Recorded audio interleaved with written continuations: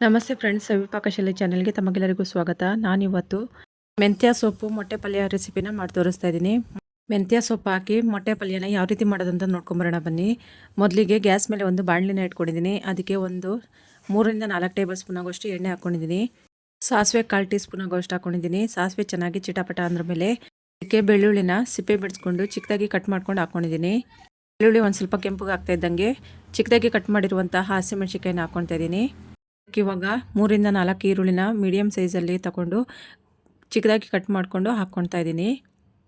ಈರುಳ್ಳಿ ಎಲ್ಲ ಚೆನ್ನಾಗಿ ಬಾಡ್ಕೊಳ್ಬೇಕು, ಅಲ್ಲಿ ತನಕ ಚೆನ್ನಾಗಿ ಇದನ್ನು ಫ್ರೈ ಮಾಡ್ಕೊಳ್ಳೋಣ.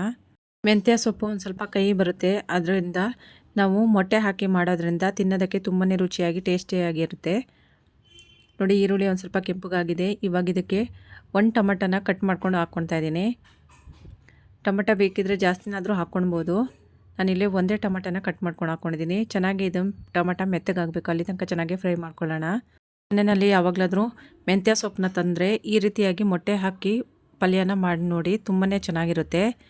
ಇವಾಗ ನೋಡಿ, ಟೊಮೆಟೊ ಎಲ್ಲ ಮೆತ್ತಗಾಗಿದೆ. ನಾನು ಮೆಂತ್ಯ ಸೊಪ್ಪನ್ನ ಚೆನ್ನಾಗಿ ತೊಳ್ಕೊಂಡು ಕಟ್ ಮಾಡಿ ಇಟ್ಕೊಂಡಿದ್ದೆ. ಆ ನೀರೆಲ್ಲ ತೆಗೆದುಬಿಟ್ಟು ನೋಡಿ ಮೆಂತ್ಯ ಸೊಪ್ಪನ್ನ ಹಾಕ್ಕೊಳ್ತಾ ಇದ್ದೀನಿ. 2 ಕಟ್ಟು ಮೆಂತ್ಯ ಸೊಪ್ಪನ್ನ ತೊಗೊಂಡಿದ್ದೀನಿ. ಸೊಪ್ಪು ತಗೊಳ್ಳೋತ್ತಿಗೆ ಯಾವಾಗಲೂ ಫ್ರೆಶ್ ಆಗಿರುವಂಥ ಸೊಪ್ಪನ್ನ ತಗೊಂಡು ಪಲ್ಯ ಮಾಡಿದರೆ ತುಂಬಾ ರುಚಿಯಾಗಿರುತ್ತೆ. ಇವಾಗ 1/4 ಟೀ ಸ್ಪೂನ್ ಆಗೋಷ್ಟು ಅರಿಶಿನ ಪುಡಿನ ಹಾಕ್ಕೊಂಡಿದ್ದೀನಿ. ರುಚಿಗೆ ಬೇಕಾದಷ್ಟು ಉಪ್ಪು ಹಾಕ್ಕೊಂಡು ಚೆನ್ನಾಗಿ ಇದನ್ನು ಮಿಕ್ಸ್ ಮಾಡ್ಕೊತ ಕಲಿಸ್ಕೊಳ್ಬೇಕು. ಕಲಸಿದೆಲ್ಲ ಆಗಿದೆ ನೋಡಿ. ಇವಾಗ ಸೊಪ್ಪೆಲ್ಲ ಚೆನ್ನಾಗಿ ಬಾಡ್ಕೊಂಡ್ಬಿಟ್ಟಿದೆ. ನಾವು ಸೊಪ್ಪು ಹಾಕ್ಕೊಳ್ಳೋತ್ತಿಗೆ ಬಾಣಲೆ ಫುಲ್ಲಾಗಿತ್ತು. ಇವಾಗ ನೋಡಿ ಅರ್ಧಕ್ಕೆ ಬಂದುಬಿಟ್ಟಿದೆ. ಇವಾಗ ಒಂದು ಪ್ಲೇಟ್ನ ಮುಚ್ಚಿಬಿಟ್ಟು ಒಂದು 10 ನಿಮಿಷ ತನಕ ಚೆನ್ನಾಗಿ ಸೊಪ್ಪು ಬೇಯೋ ತನಕ ಬಿಟ್ಬಿಡ್ಬೇಕು ಇದನ್ನು. ಈಗ ಪ್ಲೇಟ್ನ ಓಪನ್ ಮಾಡಿ 1 ಸ್ಪೂನ್ ಆಗುವಷ್ಟು ಮನೆಯಲ್ಲೇ ಮಾಡಿರುವಂಥ ಸಾಂಬಾರು ಪುಡಿನ ಹಾಕ್ಕೊಳ್ತಾ ಇದ್ದೀನಿ. ಸಾಂಬಾರು ಪುಡಿನ ಹಾಕಿ ಒಂದ್ಸತಿ ಚೆನ್ನಾಗಿ ಕಲಸಿ ಮಿಕ್ಸ್ ಮಾಡ್ಕೊಳ್ಬೇಕು. ಇವಾಗ ನೋಡಿ, ಕರೆಕ್ಟಾಗಿ ನಾನು ಪ್ಲೇಟ್ನ ಓಪನ್ ಮಾಡಿ ತೋರಿಸೋತ್ತಿಗೆ ಕರೆಂಟ್ ಹೋಗಿಬಿಡ್ತು. ಅದಕ್ಕಾಗಿ ಕ್ಯಾಮ್ರಾ ಕ್ಲಿಯರಾಗಿ ಬಂದಿಲ್ಲ, ತಪ್ಪು ತಿಳ್ಕೊಳಕ್ಕೆ ಹೋಗ್ಬಿಡಿ. ಇವಾಗ ನೋಡಿ, ಇದಕ್ಕೆ 6 ಮೊಟ್ಟೆನ ಹಾಕ್ಕೊಳ್ತಾ ಇದ್ದೀನಿ. ಮೊಟ್ಟೆ ನಿಮಗೆ ಬೇಕಾದರೆ ಜಾಸ್ತಿನೂ ಹಾಕ್ಕೊಳ್ಬೋದು, ಇಲ್ಲ ಕಡಿಮೆನಾದರೂ ಹಾಕ್ಕೊಳ್ಬೋದು. ನಾನಿಲ್ಲಿ ಒಂದು 6 ಮೊಟ್ಟೆನ ಒಡೆದು ಹಾಕ್ಕೊಳ್ತಾ ಇದ್ದೀನಿ.